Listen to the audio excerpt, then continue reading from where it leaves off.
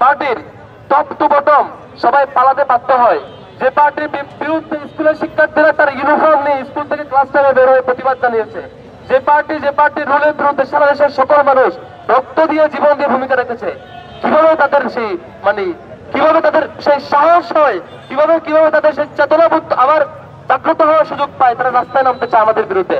আমরা বেঁচে থাকতে সেটা হইতে দিব না।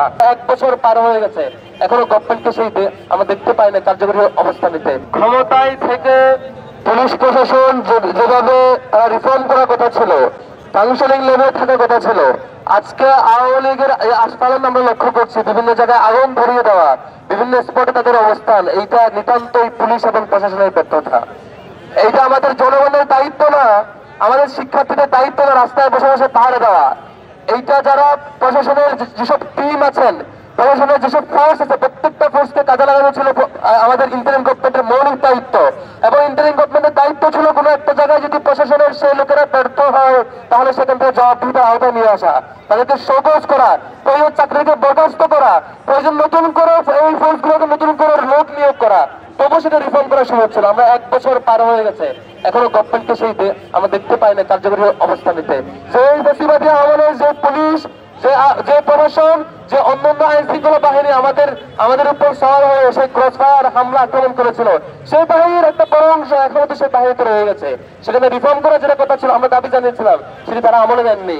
আজকে তারা তাদের দায়িত্বের গাফলতির কারণে প্রত্যেকটা জায়গায় যে বিশৃঙ্খলা হচ্ছে, সন্ত্রাসী কার্যক্রম হচ্ছে, যেখানে পুরো জাতি, সকল শিক্ষার্থী, সকল বয়সের মানুষ আওয়ামী লীগের সন্ত্রাসী কার্যক্রমের সরাসরি বিপরীত অবস্থান নিয়েছে, সেখানে গভর্নমেন্টের ফোর্স যে ব্যর্থ হচ্ছে, তারা দায় সারা বক্তব্য দিয়ে পার পাওয়ার চেষ্টা করছে।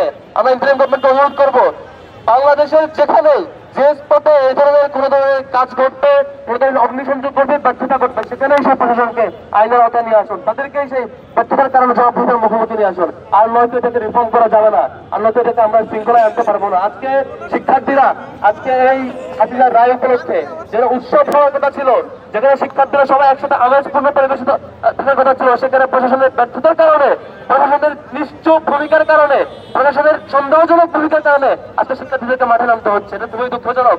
তবে হ্যাঁ, যারা মাঠে নামার চেষ্টা করছে তাদের ব্যাপারে আমার একটা অবজারভেশন, সেটা হলো যে পার্টির টপ টু বটম সবাই পালাতে বাধ্য হয়, যে পার্টির বিরুদ্ধে স্কুলের শিক্ষার্থীরা তার ইউনিফর্ম নিয়ে স্কুল থেকে ক্লাস টাইমে বের হয়ে প্রতিবাদ জানিয়েছে, যে পার্টির রুলের বিরুদ্ধে সারা দেশের সকল মানুষ রক্ত দিয়ে জীবন দিয়ে ভূমিকা রেখেছে, কিভাবে তাদের সেই কিভাবে তাদের সেই সাহস হয়, কিভাবে তাদের সেই চেতনাবোধ আবার জাগ্রত হওয়ার সুযোগ পায়, তারা রাস্তায় নামতে চায় আমাদের বিরুদ্ধে।